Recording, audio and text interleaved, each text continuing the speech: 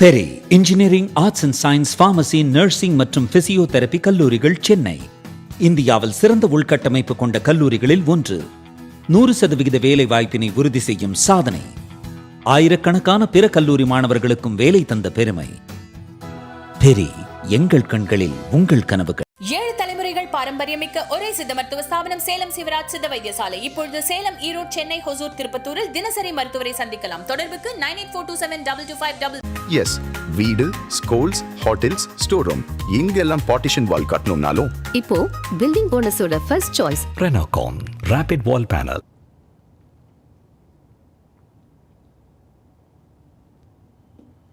நேர்களே வணக்கம். இது சாணக்கியா. நீங்கள் பார்த்து கொண்டிருப்பது 7 சென்ஸ். ஒவ்வொரு நாளும் இருக்கக்கூடிய முக்கியமான விஷயங்கள் குறித்து நாம் பேசி வருகிறோம். அந்த வகையில் இன்னைக்கும் பல முக்கியமான விஷயங்கள். டெல்லியில் பார்லிமெண்ட் நடந்தக்கூடிய நிலைமையில் அங்கே தொடங்கி தமிழ்நாட்டில் இருக்கக்கூடிய விஷயங்கள் வரைக்கும் டெல்லியினுடைய தாக்கம், தமிழ்நாட்டில் இருக்கக்கூடிய விஷயங்கள், சில விஷயங்கள் இருக்குல்ல, அது உட்பட பல விஷயங்கள் இருக்கின்றன. ரொம்ப முக்கியமாக ஆராயப்பட வேண்டிய, அலசப்பட வேண்டிய விஷயங்கள். மீண்டும் நம்மோடு ஆராய்வதற்காக, அலசுவதற்காக இணைந்திருக்கிறார் நமது ஆசிரியர் அவர்கள். வணக்கம் சார். இன்னைக்கு 7 சென்ஸை ஸ்டார்டிங்கே ஆரம்பிக்கணும்ல, ஆண்டவரில் ஆரம்பிக்கணும்னு நினைக்கிறேன். முதல் உரையே கமலுடைய பொய் உரையா? ஆனால் ஆரம்பிக்கணும்னு சொல்லிட்டு ஆவனால் ஆரம்பிச்சிங்களா? அப்படின்னு ஆரம்பிக்கிறேன் சார். அப்படின்னு வாய் பிளந்துட்டீங்க. ரொம்ப இன்ட்ரெஸ்டிங்காக இருந்துச்சு, நல்லா ட்ராமாட்டிக்காக இருந்துச்சு. ஏன்னா கம்ப்ளீட்டாக ஸ்கிரிப்டடாக இருந்துச்சு. அதனால் உங்களுக்கு தெரியும், ஆண்டவர் ஸ்கிரிப்ட் பண்ணிட்டீங்கன்னா பின்னிடுவார். ஸ்கிரிப்ட் பண்ணிட்டு கொஞ்சம் ரொம்ப நாள் ஆகுவார். ஸ்கிரிப்ட் பண்ணிட்டீங்கன்னா தமிழில் இருக்குது, இங்கிலீஷில் இருக்குது, ஹிந்தியில் இருக்குது, சான்ஸ்கிரிட்டில் இருக்குது அப்படின்னு மாடுலேஷன் நீங்கள்லாம் பார்த்தீங்கன்னா அது அவர் பேப்பர் எடுத்து படிக்கிறார் அப்படிங்கிறது. அது முன்னாடி ஒரு காமெடி பார்த்தீங்களான்னு தெரியல, பேப்பர் தொலைச்சிட்டார். பேப்பர் ஃபுல்லாக அந்த கையில் பேப்பர் வச்சுருக்காரு இல்லையா, அது நம்ம எல்லோரும் பேசுவாங்களே, A4 சீட்டு, அந்த சீட்டு சொல்லுவாங்கள்ல. ஆமாம், அது தலைவர் பயங்கரமாக ஒரு 10 பேப்பர் வச்சுருந்தார். அது பேச ஆரம்பிட்டு பேப்பரை தொலைச்சிட்டாரு. பேப்பரை காணும் தேடினார். அப்புறம் பேப்பரை அள்ளிட்டார். அப்புறம் வருஷம் மாறிடுச்சு. 1 2 3 வரும்ல. அப்புறம் பக்கத்தில் கூடிய நல்ல நண்பர் ஒன்று எடுத்து கொடுத்தாரு. அதெல்லாம் எல்லாம் லைவில் பார்த்தோம்ல, தலைவர் பேச்சு நான் கேட்கணும்ல. அதனால் ஃபுல்லாக பார்த்து ஒருங்கிணைச்சு ஒரு மாதிரி பேசிட்டார். அப்போ இங்கிலீஷ்லேயே ரொம்ப நேரம் பேசுகிறார். நான் என்ன தலைவர் தமிழில் பேசுவார், நம்ம கன்னி உரையாச்சு, அதனால் தமிழில் தான் பேசுவார்னு சொல்லி பார்த்தேன். அப்புறம் திராவிடம் பற்றி பேசி, அண்ணா பற்றி பேசி, எங்களுக்கு பெரியார் தாத்தா, அண்ணா எங்கள் சித்தப்பா அப்படின்னு பெரியாரின் பேரனாக ஆமாம், எல்லாரும் ஒரு கான்ட்ராஸ்ட். இது சக்கர பொங்கலுக்கு வடகரியான ஒரு காமெடியில் வர மாதிரி. அதான் சக்கர பொங்கல் வடகரி ஒரு டேஸ்ட் பொறுத்து தானே. அதில் ஒன்றும் பிரச்சனை இல்லை. ஆளாளுக்கு அவங்க டேஸ்ட், அவருடைய டேஸ்ட் அது. நீங்கள் அதான் புரிஞ்சுக்கணும். ஒருத்தர் கூட மகாத்மான்னு சொல்ல மாட்டார், அதையும் நீங்கள் கவனிக்கணும். அவர் மோகன்தாஸ் காந்தி என்பார், MK காந்திம்பார், மகாத்மா காந்தி சொல்ல மாட்டார். அதில் ரொம்ப தெளிவாக இருப்பார். உரிமைன்னு எடுக்கணுமா இல்லை எப்படி? அதெல்லாம் தாத்தா தானே, அவங்க தாத்தா அவங்களுக்கு அவர் எப்படி சொல்லிட்டு போகிறாங்க, நம்ம அதில் யோசிக்க வேண்டியதில்லை. ஸோ நான் காந்தி, பெரியார், அண்ணா அப்படின்னு சொல்லி எல்லாரையும் சொல்லிட்டு அவங்க இவங்க சொல்லிட்டு என்னுடைய பிரதர் ஸ்டாலின் அவர் தான் அனுப்பி வச்சார் எல்லாம் பண்ணி சொன்னால் உதயநிதி ஸ்டாலினுக்கு ஏன் சொல்லாம விட்டாருங்கிறதுல அது அவர் ரொம்ப முக்கியமான காரணமாக இருந்தார். இவர் இப்போ ராஜ்யசபா கிடைக்கிறங்கிறது எல்லாருக்கும் தெரியும், இவருக்கும் தெரியும். ஸோ ஒரு கலவையான ஸ்பீச்சாக இருந்தது. அவங்க கேட்கறதுக்கு ஆர்டிகுலேஷன் சொல்லுவாங்களே, ரொம்ப பியூட்டிஃபுல்லாக இருந்துச்சு. நீங்கள் கண்ணை மூடிட்டு பார்த்தீங்கன்னா அண்ணன் படிக்கலைங்கிறது தெரிஞ்சுன்னா உங்களுக்கு வாசிக்கிறதுனால உங்களுக்கு நல்ல மாடலேஷன் இருந்துச்சு. கண்ணை மூடி கேட்டிங்கன்னா பயங்கரமான ஒரு பியூட்டிஃபுல்லான ஸ்பீச்சாக இருந்திருக்கும். ஒரு படத்தோட டப்பிங் வாய்ஸ் அந்த மாதிரி ரொம்ப நல்லா ஒரு பவர்ஃபுல்லான ஒரு எமோஷனலாக கொடுத்தா நிறைய கிளாப் பண்ணாங்க. இமிடியேட் டிரான்ஸ்லேட்டர்ஸ்லாம் ஒரு பெரிய சேலஞ்ச் வந்திருக்கும். ஏன்னா ஒரு மொத்தம் 5 லாங்குவேஜில் பேசினார்.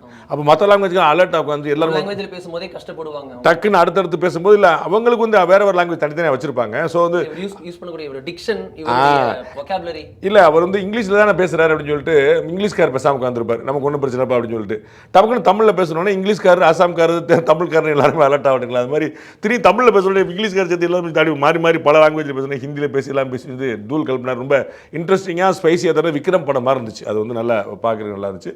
வேறு ஏதாவது நீங்கள் சொன்னது பார்க்குறீங்களா? இதில் தான் அவர் பேசுனதுல பார்க்க சூப்பராக இருக்குது, எல்லாம் இருக்குன்றப்போ ஸ்டஃப் அதில் என்ன கண்டென்ட், அதோடைய ஆத்தென்டிசிட்டி என்ன அப்படின்னு போகும்போது நிர்மலா சீதாராமன் அவர்கள் பெயரை குறிப்பிடாமல் தென்னகத்தை சேர்ந்தவர் அப்படின்றத ஒரு டோன்ல சொல்கிறார். சகோதரி அப்படின்னாரு, இல்லையா அப்படின்னு அவங்க பார்த்தாரு, சீட்ல இல்லையா அப்படின்னு பார்த்தாரு.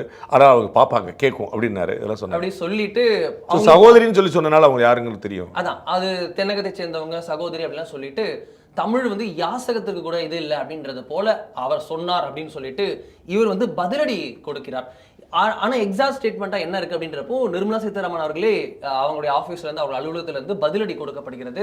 அது என்ன சொல்றாங்கன்னா, கடந்த ஆண்டு மார்ச் மாதத்துல இதே போல பட்ஜெட் கூட்டத்தொடர் நடக்கும்போது, 2வது ஃபேஸ் நடக்கும்போது நிர்மலா சீதாராமன் அவர்கள் பதிலடி கொடுக்கிறார். அது டிஎம்கேக்கான பதிலடியில பெரியார் சொன்னதெல்லாம் கோட் பண்ணிட்டு நீங்க எங்களோட தமிழ் பத்தி சொல்றீங்களா? உங்களோட ஐகான் என்ன பண்ணிருக்காரு பாருங்க, திராவிடியன் ஐகான் சொல்லிட்டு பெரியார் சொன்னதை கோட் பண்றாங்க. காட்டு மிராண்டி பாஷைன்னு சொன்னதுல இருந்து A to Z பெரியாருடைய தமிழ் பற்றிய சொற்பொழிவு பொன்னான மொழிகளை வந்து கோட் பண்றாங்க. அந்த கோட் பண்ணதை நிர்மலா சீதாராமனுடைய ஓன் வேர்ட்ஸ் அப்படின்னு சொல்லிட்டு கமல் அவர்கள் பண்றாரு. ஃபேக்ட் செக்கே பண்ணிட்டாங்க. ஏன் இப்படி முதல் உரையே பொய் உரை? அது ஃபேக்ட் செக்லாம் பண்ண வேண்டியதில்லை. நீங்கள் கமல்ஹாசன் அவர்களுடைய அவரை பற்றி நீங்கள் எந்த விமர்சனம் வச்சாலும் தாங்கலாம். ஆனால் அவருடைய இன்டெலிஜென்ஸை நீங்கள் விமர்சனம் வைக்கவே முடியாதுன்னு நான் சொல்லுவேன். அதில் வந்து அவருடைய ஆக்டிங் கெப்பாசிட்டியும் அவருடைய இன்டெலிஜென்ஸையும் வந்து at par with any intelligent people, அதில் வந்து குழப்பமே இல்லை.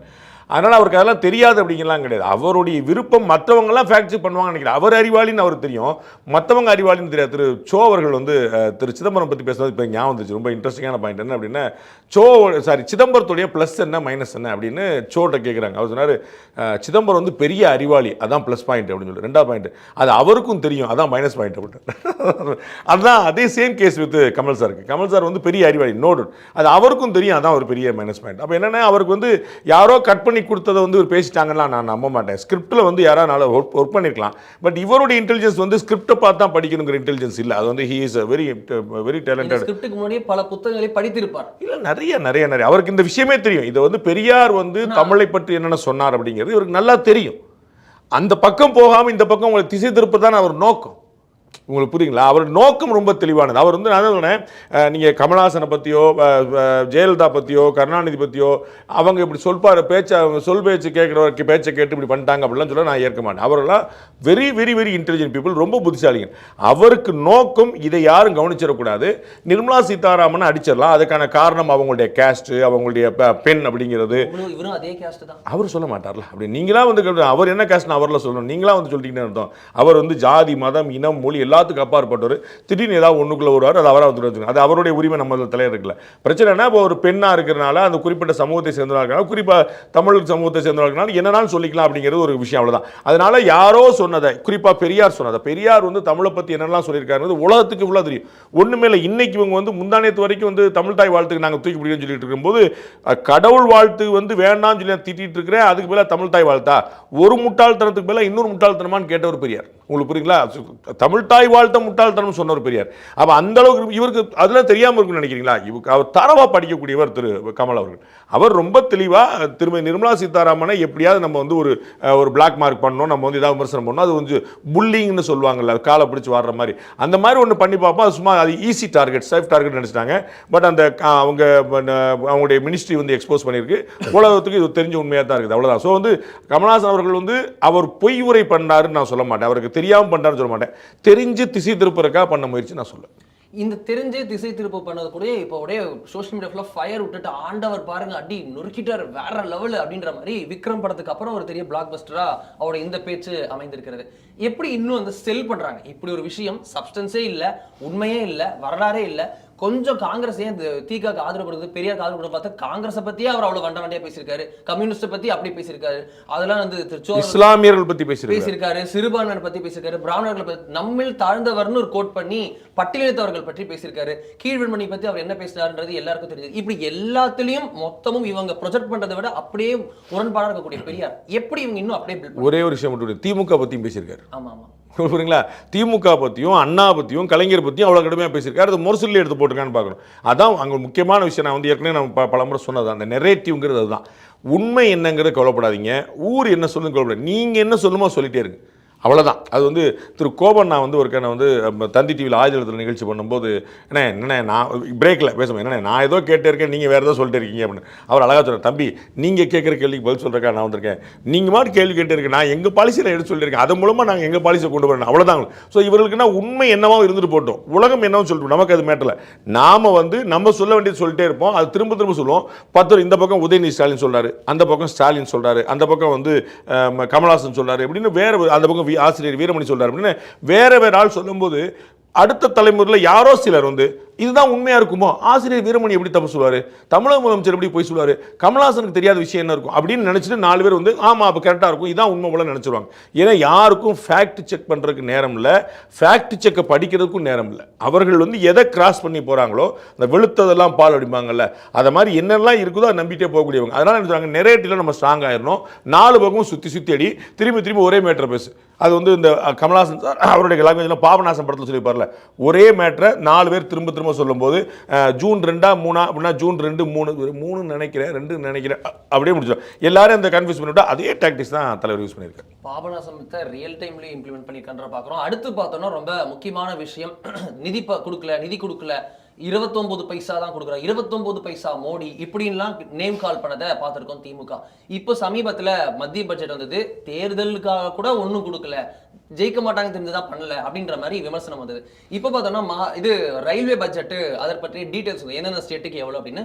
தமிழ்நாட்டுக்கு 7000 கோடி ஒதுக்கீடு, கடந்த முறையை விட 15% அதிகம் அப்படின்னு நம்ம கூட செய்தி போட்டு எல்லாருமே பண்ணியிருக்காங்க. 3 கிடப்பில் இருந்த திட்டங்கள் வரைக்கும் கொடுத்துருக்காங்க. ஆனால் தமிழ்நாட்டுக்கான பட்ஜெட் அப்படின்றது மகாராஷ்டிரா போன்ற பல மாநிலங்களுக்கு கொடுக்கப்பட்டதுல ரொம்ப சொச்சம் தான், இத்தனை % தான் அப்படின்னு திருமதி கனிமொழி அவர்கள் விமர்சித்திருந்தார். அதற்கு அண்ணாமலை அவர்கள் பதிலடி அது என்ன சொல்லியிருக்காருன்னா, மொத்தம் எத்தனை திட்டம் ஆல்ரெடி கிடப்பில் இருக்கு, தமிழ்நாடு ஏன் நிலம் தரல அப்படின்னு மடக்கி இருக்கிறார். நிதி பாகுபாடு ரயில்வே தொடங்கி ஒவ்வொரு துறை, திமுக வர்சஸ் பாஜக, எது உண்மை சார்? நம்ம வந்து எது உண்மையெல்லாம் தேட வேண்டியதில்லை. நம்ம வந்து இந்தியாவுடைய ரூபாய் மதிப்பு வீழ்ச்சி அடைஞ்சிருக்கும், அது வந்து உண்மை. ஆமாம், அப்போ இந்தியா மதிப்பு வீழ்ச்சி அடைஞ்சிருச்சா அப்படின்னு சொல்லி சொன்னால், அப்போ வந்து உலக நாடுகளுடைய மதிப்புலாம், நாணயங்களோட மதிப்புலாம் என்னவா இருக்குன்னு பார்த்தா தெரிஞ்சிடும், அவ்வளோதான். அப்போ நம்ம வந்து தமிழ்நாட்டுக்கு வந்து நிதி ஒதுக்கீடு குறைஞ்சிருக்கலாம், அது ஒரு பக்கம் குறைஞ்சிருக்கலாம். அப்போ மற்ற மாநிலங்கள்லாம் எப்படி இருக்கு அப்படின்னு யோசிச்சிங்கன்னா உங்களுக்கு புரிஞ்சிடும். இல்லை முன்னாடி எப்படி இருந்துச்சுன்னு பார்த்தா புரிஞ்சிடும். அப்போ நம்ம வந்து எதையுமே நீங்கள் நல்ல மார்க் வாங்கியிருக்கீங்களா கம்மியான மார்க் வாங்கிங்களா இப்படி கம்பேரிசனில் தானே சொல்ல முடியும், இவ்வளோதான். அப்போ 2004 to 14 அலகேஷனும் 14 to 26 வரைக்குமான அலகேஷன் பார்த்தீங்கன்னா ரொம்ப தெளிவாக தெரிஞ்சிடும், அவ்வளோதான். காங்கிரஸ் கட்சியில் கொடுத்ததோட 9 மடங்கு அப்படின்னு திரு அண்ணாமலை அவர்கள் சொன்ன மாதிரியே அஸ்வினி வைஷ்ணவ் ரயில்வே துறை அமைச்சர் அன்னைக்கே சொல்லிட்டார், 9 times higher than the previous regime அப்படின்னு ரொம்ப தெளிவாக சொல்லிட்டார்.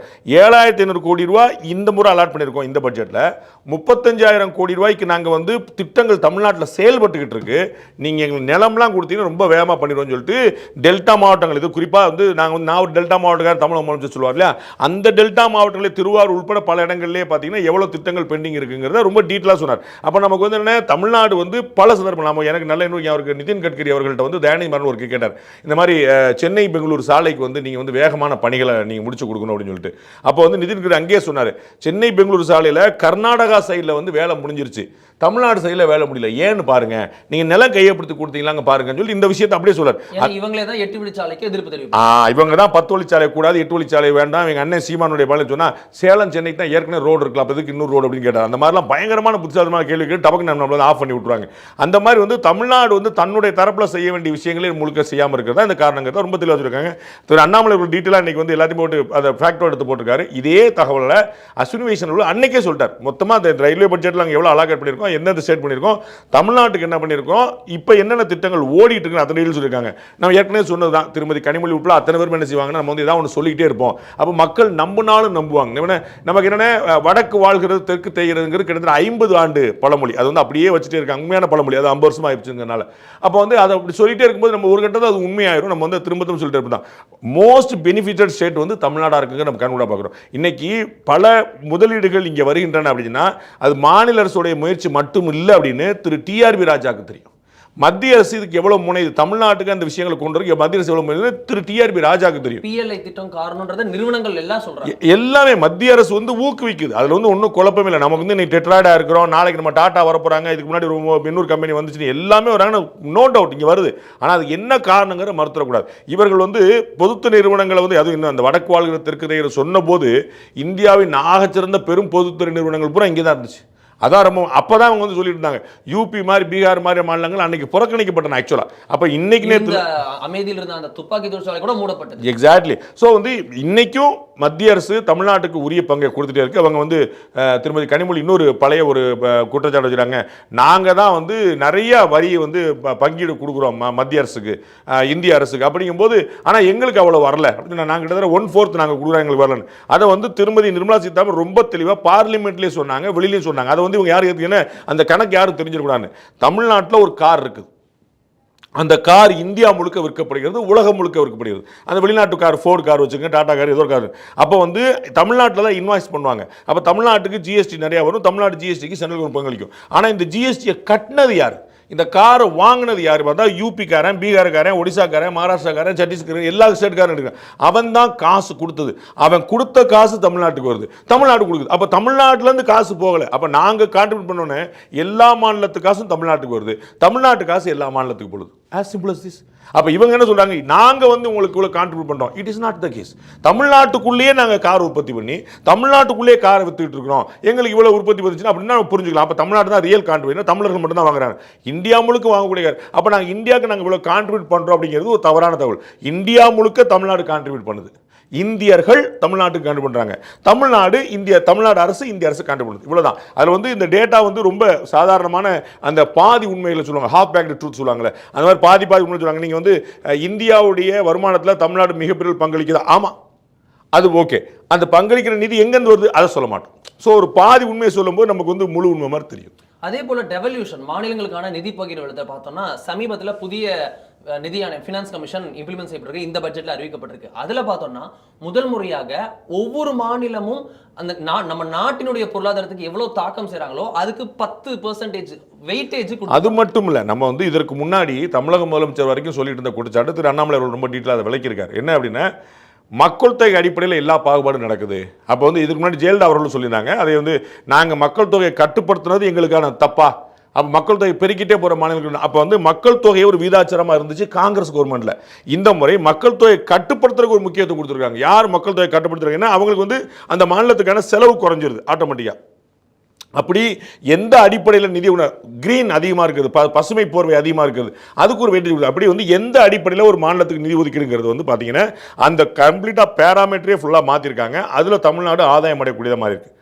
பிளஸ் மாநிலங்கள் நிறைய வந்து இந்த பட்ஜெட்ல இனிமே வரக்கூடிய இதெல்லாம் வந்து 7,000 கோடி 8,000 கோடி கூடுதலாக பெற இருக்கிறது. எக்ஸாக்ட்லி. மத்திய பிரதேஷ், சத்தீஸ்கர், பீகார், யூபி போன்றவைக்கெல்லாம் குறைய இருக்கிறது. அதான் சொல்றேன், காங்கிரஸ் கட்சி ஆட்சியில் இருந்தபோது மக்கள் தொகை அடிப்படையில் அவங்க வந்து நிதி கொடுத்துக்கிட்டு இருந்தாங்க. இப்ப அதை மாற்றி விடுவாங்க, மக்கள் தொகையை கட்டுப்படுத்தின அடிப்படையில் கொடுத்துருக்காங்க. அப்ப மாநிலங்களுடைய முதலமைச்சரா ஒரு குஜராத்தில் மோடி இருந்ததுனால இன்னைக்கு ஒரு மாநிலங்களுடைய எண்ணம் அவருக்கு தெளிவா தெரியும். ஏன்னா அவரும் வந்து வளர்ந்த மாநிலம், மக்கள் தொகை குறைவாக இருக்கக்கூடிய மாநிலம். எஸ். அப்போ வந்து அதை வந்து கடுமையா வந்து புரிஞ்சுக்கிட்டதுனால அவர் வந்து தொடர்ந்து வலியுறுத்தி வரனால அவர் வந்து ஆட்டோமேட்டிக்காக செய்கிறார். இவங்க வந்து அந்த இம்ப்ளிமெண்டேஷன் இவங்க ஆட்சி காலத்தில் பூரா செய்யாமல் இருந்துட்டு இன்னைக்கு செய்யப்படக்கூடியதை பாதி பேர் சொல்றாங்க. பிளஸ் 41% வந்து இன்னைக்கு இருக்குது. இவங்க வந்து ஆட்சி விட்டு போகும்போதே 35% ஆச்சு. நீங்க யோசிச்சுக்கோங்க, 1947 இருந்து 2014 வரைக்கும் 35%. ஆனால் நான் 2014 இருந்து இப்போ 21 அந்த ஒரு 10 வருஷத்துக்குள்ள வந்து கிட்டத்தட்ட 9-10% கொடுக்குது. அப்போ நம்ம என்ன 50% வேணும் கேட்குறாங்க. கட்டாயம் கொடுப்போம். அதில் 50-80% கொடுக்கணும் சார். எல்லாமே நம்ம காசு தானே சார். அது நீங்க இந்தியா அப்படின்னு பார்த்தா எல்லா மாநிலங்களும் சேர்ந்து தானே இந்தியா, அதில் ஒன்றும் குழப்பம் இல்லையே. அப்போ கட்டாயமா நீ 50, 80, 90, 100 இங்கே தான் செலவழிக்கப்படுங்கிற புரிஞ்சுக்கணும். ராணுவத்துக்கு கொடுக்குறது தமிழ்நாடு கொடுக்குறதா, இமாச்சல் பிரதேஷ் கொடுக்குறதா, ரயில்வே கொடுக்கறது வந்து ஆந்திரா கொடுக்குறதா, கேரளா கொடுக்குறதா, இப்படி மத்திய அரசுடைய பொதுத்துறை நிறுவனங்கள்லேருந்து, ராணுவத்திலேருந்து, வெளியுறவுத்துறையிலேருந்து, பெட்ரோலியத்துறையிலேருந்து எல்லாத்துக்கும் கொடுக்குறது நம்முடைய எல்லாருடைய காசு தானே. அப்போ இவர்களுக்கு எல்லாம் தெரியும் அது என்ன கணக்கு அப்படின்னு. நேற்று வரைக்கும் ஏன் கொடுக்கல கேள்வி பதில் சொல்லட்டும்.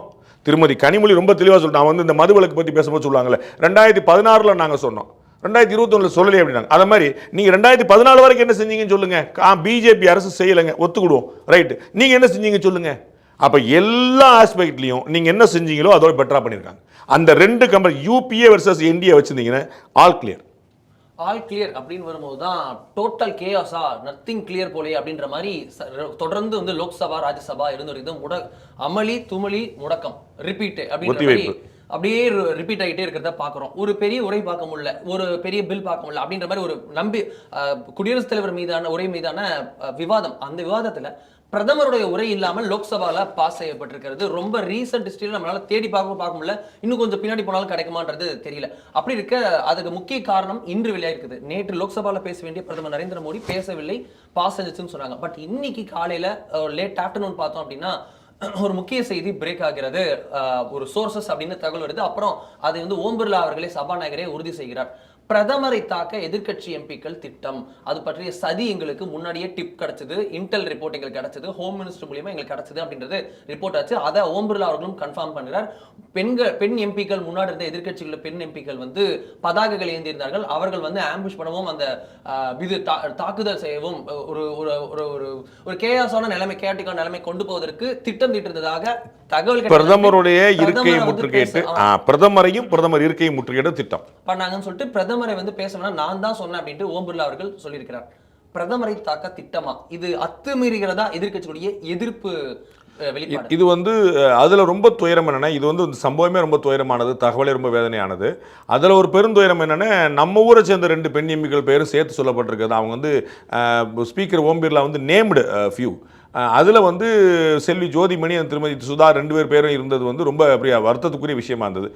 இது வந்து ஒரு தர்ம சங்கடத்துக்கு ஆளாக்கக்கூடிய ஒரு முயற்சி. அது வந்து தாக்குதல் வரைக்கும் போயிருக்குமா அப்படின்னு தெரியாது. ஆனால் வந்து உளவுத்துறை தகவல் வரைக்கும் இருக்கும்போது நம்ம வந்து அதை வந்து ஒரு சாதாரணமாக புறக்கணிச்சிட முடியாது. அவங்க வந்து தாக்குதல்னா அடிக்கிறது மாதிரியான விஷயங்கள் அப்படின்றதும் இல்லை. சாதாரணமாக அவர் சட்டையை பிடிச்சிருந்தாங்க, சாதாரணமாக அவர் எழுந்து வாங்க சொன்னாங்க. இப்போ ராகுல் காந்தி திடீர்னு போய் கட்டி பிடிச்சார், உங்களுக்கு ஞாபகம் இருக்கும். நம்ம வந்து கண்ணடிச்சாரு, அப்பவே சொல்லப்பட்டது. அதான் சொல்ல கடற்கரை போய் கட்டி பிடிச்சார். இது மாதிரி அவங்க வந்து இப்போ அவங்க வந்து அவர் எழுப்புறாங்கன்னு வச்சுக்கோங்க, நீங்கள் வாங்க அப்படின்னு சொல்லி எழுப்புறாங்க. அது அவர் வந்து வரல எந்திரிக்கிற எல்லாமே அசௌகரியமான விஷயங்களா இருக்கும், ஒரு அசம்பாவிதத்தை நோக்கி நான் வந்திருக்கும். அப்போ அதை தடுக்கிறக்காக செஞ்சிருக்காரு. தாக்குதல்னு அடிச்சாங்க பிடிச்சாங்கிறதா இருக்குங்கிற அவசியம் இல்லை. நான் சொல்கிறேன், இந்த எம்பிக்கள் தங்களுடைய அதிருப்தியை காட்டுவதற்கு வெளிநடப்பு செய்கிறது ஒரு விஷயம் இருக்குது, கோஷம் போடுறது ஒரு விஷயம் இருக்கு. அது எல்லாமே அவங்களுடைய சீட்ல இருந்து செய்யலாம், சீட்டை விட்டு வெளியே போகலாம். நேத்துல பேப்பர் கிழிச்சு போட்டாங்க, அதுவே இதுக்கு பெட்டர். அதை தான் சொல்ல வரேன்.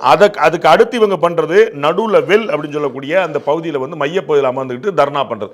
இது ஒரு நாம வந்து எதுவும் பிரச்சனை பண்ண மாட்டாங்க, சண்டைக்கு போக மாட்டாங்க, அந்த நடுப்பகுதியில் உட்காந்து தர்ணா பண்ணுவாங்க. ட்ரெஷரி பெஞ்சுக்கு போகாம எல்லாம். ஆமா, இதுவும் நம்ம புரிந்து கொள்ளக்கூடியது. இதை மீறி அவர்கள் வந்து நேரடியாக சபாநாயகருடைய இருக்கைக்கு போய் அந்த மேலே உள்ள அந்த சேம்பருக்கே போய் அங்கே வந்து பேப்பர்லாம் கிழிச்சு போட்டு மசோதாக்கள் தாயெல்லாம் கிழிச்சு போட்டாங்க. இது ஒரு பெரிய ஆனார். அப்புறம் நீங்க அந்த போட்டோவில் பார்த்தா அவங்களுக்கு தெரியும், அவங்க எல்லாருமே நேரடியாக வந்து நேர பிரதமருடைய இருக்கைக்கு போறாங்க. இப்படி இங்க போனா எவ்வளவு ரசம். அதை யாரோ ஒரு எம்பி தடுக்க முயற்சிக்கிறார்னு வச்சுங்க. அப்போ வந்து என் மேல கை பட்டுச்சு, என் மேல கால் பட்டுச்சு, நான் என்கிட்ட இப்படி பிஹேவ் பண்ணான்னு எவ்வளவு விபரீதமான விஷயங்கள்லாம் வந்துருக்கும். அங்க நீங்க போக வேண்டிய அவசியம் என்னங்கிற கேள்வி வருதா இல்லையா? அப்போ நம்ம வந்து இவர் என்ன நோக்கம் உங்களுக்கு, அதுவும் குறிப்பாக பெண்கள் எம்பிக்கெல்லாம் சேர்ந்து நம்ம வந்து ஒரு 10 எம்பி இருந்தாங்க, அதில் 4 எம்பி பெண்கள் எம்பி இருந்தாங்கன்னா கூட நம்ம வந்து எம்பிக்களுடைய முயற்சின்னு புரிஞ்சுக்கலாம். திட்டமிட்டு அங்கே போனவங்க பதாகைகளை தாங்கி போனவங்க எல்லாருமே ஒன்லி விமன்.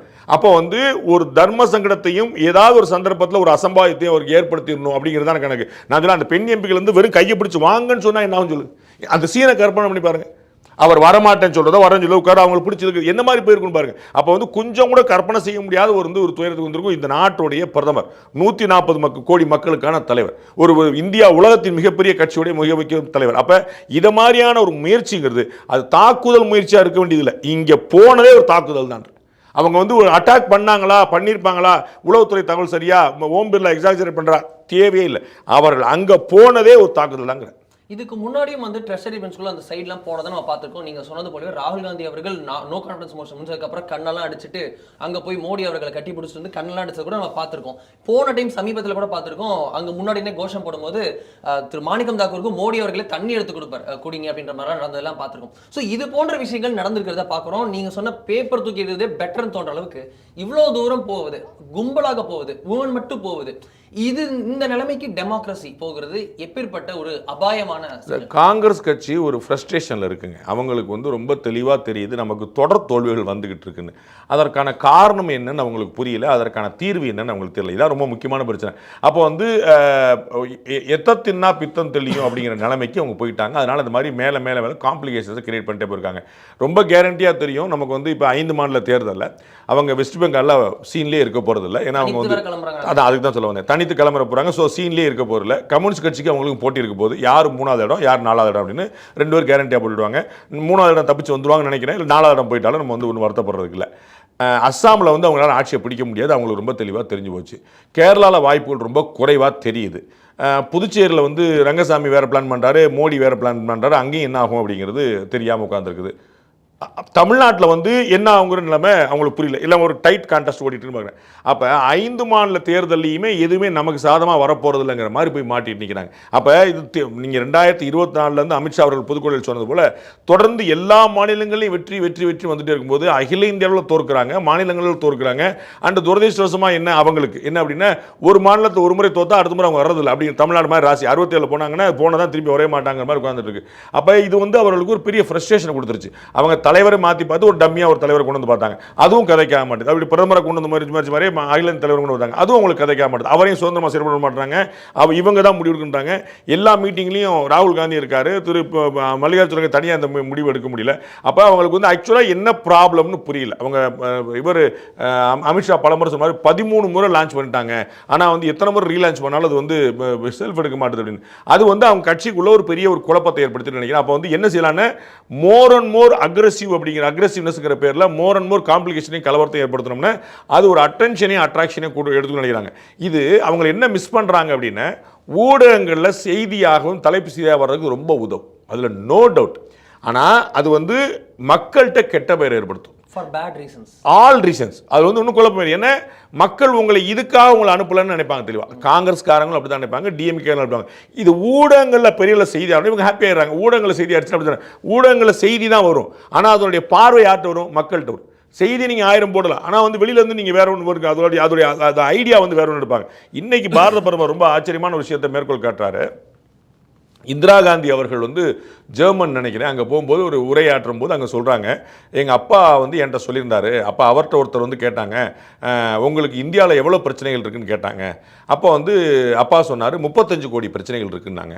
அன்னைக்கு பாப்புலேஷன் 35 கோடி. இப்போ என்கிட்ட கேட்குறாங்க எவ்வளோ பிரச்சனைகள் இருக்குன்னு, 57 கோடி அப்படின்னு சொன்னேன். அன்னைக்கு பாப்புலேஷன் 57 கோடி. அப்போ இந்த மக்களை ஒரு பிரச்சனையாக பார்க்கக்கூடிய பார்வை, மக்களையே பிரச்சனையாக பார்க்கக்கூடிய பார்வை காங்கிரஸ் இருந்துச்சு. மக்களுடைய பிரச்சனையை தீர்ப்பதும், மக்களை திறமசாலிகள், மக்களுடைய திறமை நான் நம்புவேன் என்பது என்னுடைய பார்வையாக இருக்குன்னு மோடி சொல்கிறார். இதை கேட்குறவங்களுக்கு என்ன ஆகும் பாருங்கள். நீங்கள் இந்திரா காந்தியும் நேரும் மக்களுடைய பிரச்சனையை தீர்க்கறதுக்காக கூட அப்படி சொல்லியிருக்கலாம். உங்களுக்கு புரியுங்களா? எனக்கு 35 கோடி பிரச்சனை இருக்குங்கிறது 35 கோடி மக்களுடைய பிரச்சனையை தீர்க்க வேண்டியிருக்கு கூட சொல்லிக்கலாம், அந்த சென்ஸில் கூட. ஆனால் இந்த வேர்டு, இந்த ஸ்டேட்மெண்ட் என்ன, எனக்கு 35 கோடி பிரச்சனை, உனக்கு 57 கோடி பிரச்சனை இது. ஆனால் மோடி என்ன சொல்றாரு? கான்ஃபிடன்ஸா ஒரு நெகட்டிவ் இத பாஸ் பண்ணுது. எக்ஸாக்ட்லி. மோடி என்ன சொல்றாரு? 140 கோடி திறமைகள் அப்படின்றார், 140 கோடி நம்பிக்கைன்றார். அப்ப கீழே இருக்கக்கூடியவங்களுக்கு வந்து ஆஹா அப்படின்னு 25 கோடி ஏழைகளை நம்ம வறுமை கோட்டில இருந்து மேலே கொண்டு வந்திருக்கோம் அப்படின்றார். அதுதான் இன்றைய ஸ்பீச்சோடைய இது. எக்ஸாக்ட்லி. கேஆஸ்க்கு அப்புறம் கிளாரிட்டி வரும்போது நீங்க சொல்வது எல்லாத்தையும் இன்னைக்கு ஒரு வழியா ஸ்பீச்சுக்கு பேசுறதுக்கு நேரம் கிடைத்தது. எல்லாரும் வெளிநடப்பு செஞ்சாங்க ராஜ்யசபால. சில உண்மைகள் அதனால வெளியே வந்துச்சு. ஆமா, நிறைய இருந்தது. அதுல தான் நீங்க சொல்லக்கூடியது. எக்ஸாக்ட். அப்ப வந்து 25 இன்னைக்கு சொல்றாரு 25 கோடி மக்கள், ஏழை மக்கள் தங்களுடைய வறுமை கோட்டிலிருந்து வெளியே வந்திருக்கிறாங்க அப்படின்னு சொல்லிட்டு, அவர்களுடைய திறமையால வந்தார்கள், அவர்களுக்கு நான் வணக்கம் செலுத்துகிறேன் என்றார். உங்களுக்கு அந்த ஏழைகளுடைய காலை தொட்டு நான் பாதம் தொட்டு வணங்குகிறேன். அவர்கள் 25 கோடி அவர்களுடைய சொந்த முயற்சினால வறுமை கோட்டிலிருந்து வெளியே வந்தாங்க. இப்போ இந்த ஆட்டிடியூட், இதுதான் முக்கியமான விஷயம். ஒரு பிரச்சனையை நோக்கி நம்ம எப்படி டீல் பண்றோங்கிறது இருக்குல்ல, அதை பாரத பிரதமர் பிரச்சனையை நம்பிக்கையோடு எதிர்கொள்கிறார், பிரச்சனை இல்லாமல் பண்ணு பார்க்குறாரு. அவங்க இது பிரச்சனை பார்க்குறாங்க, இதுதான் பிரச்சனை. அப்போ காங்கிரஸ் வந்து என்ன செய்யுது அப்படின்னா, என்ன பண்றோம் அப்படின்னு தெரியாம, என்ன பண்றதுன்னு புரியாம அவங்க கம்ப்ளீட்டா ஒரு குழப்பம் இருக்காங்க. பாரத பிரதமர் ரொம்ப நிதானம், அவருடைய பார்வை ரொம்ப தெளிவான நம்ம பார்க்குறோம். இன்னைக்கு வந்து ஒப்பந்தங்கள் பற்றி சொல்லும்போது அவர் சொல்றாரு, சிதம்பரம் அவர்கள் சொன்னதை மேற்கோள் காட்டி 11வது இடத்துல இருக்கிறோம் நம்ம அப்படிங்கிற இருந்த நிலைமை தாண்டி இந்த பிஜேபி கவர்மெண்ட் மட்டுமே. ஸோ இது எல்லாருமே போட்டு வந்தாங்க, ஆட்டோமேட்டிக்காக நடக்கக்கூடிய விஷயம் இல்லை. இன்னைக்கு 3வது இடத்தை நோக்கி நடந்துட்டு இருக்கோம், நம்ம ரீச்சிங் டுவர்ட்ஸ் 3rd பொசிஷன். அப்போ இது எவ்வளோ சாத்தியம்? ஒரு 11 வருஷத்தில் இப்படி சாத்தியமாகும்? நீங்கள் என்னதான் இத்தனைக்கு பார்த்தீங்கன்னா, இந்த 11 வருஷங்களில் கிட்டத்தட்ட ஒரு 6-7 வருஷமாவது டர்புலன்ஸ் வருஷம் உலகத்துக்கு பூரா. அது வந்து கோவிட்ல இருக்கக்கூடிய ஒரு 3 வருஷம் போக இன்னும் மிச்சம் ஒரு 2 வருஷம் சேர்ந்து, அப்புறம் அமெரிக்கா சைனாவுடைய கோல்டு வார், இஸ்ரேல் பாலஸ்தீன் எல்லா பக்கம் போய் உங்களுக்கு பெட்ரோல் டீசலுக்கு பிரச்சனை அப்படின்னு சர்வதேச அளவில் அமைதியின்மை தான் இருந்துச்சு, நிலையற்ற தன்மை தான் இருந்துச்சு. அப்படி இந்த 11 வருஷத்துல ஒரு 6-7 வருஷம் வந்து டர்புலன்ஸோட இருக்கக்கூடிய வருஷத்துல நம்ம இந்திய பொருளாதாரம் கடுமையாக உழந்துட்டே வருது. லாஸ்ட் ஒரு 6 இயர்ஸ்ல மட்டுமே 9 மேஜர் கண்ட்ரிஸோட நம்ம வந்து ஒப்பந்தங்கள் போட்டிருக்கிறோம். உலக நாடுகள் பூரா நம்மளோட ஒப்பந்தம் போட ஓடி வர்றாங்க அப்படின்னா நம்ம எப்படி பார்க்குறோம் அப்படிங்க. அப்போ நம்ம வந்து இந்தியா எவ்வளோ கான்ஃபிடென்ட்டாக மூவ் ஆகிட்டு இருக்குது, காங்கிரஸ் கட்சி எவ்வளோ வந்து ஒரு அதிருப்தியின் உருவமாக, அவநம்பிக்கையின் உருவமாக இருந்ததுங்கிறத ரொம்ப டீட்டெயிலாக சொன்னார். இப்படிதான் கிளாரிட்டி அப்படின்றது கேயாஸுக்கு அப்புறம் வரும் அப்படின்றது தெரிகிறது. நிமிர்ந்த நன்னடை நேர்கொண்ட பார்வை அப்படின்னு நகரணும் அப்படின்றது இவர் இன்னைக்கு சொன்னதுலேருந்து நமக்கு கிடைத்த மாறல். தொடர்ந்து ஃபாலோ பண்ணுவோம். தொடர்ந்து செய்திகளும் வந்து கொண்டே இருக்கும். சாணக்கியோட இணைந்திருங்கள். மீண்டும் இன்னொரு நிகழ்ச்சியில் சந்திப்போம். அதுவரை நன்றி, வணக்கம்.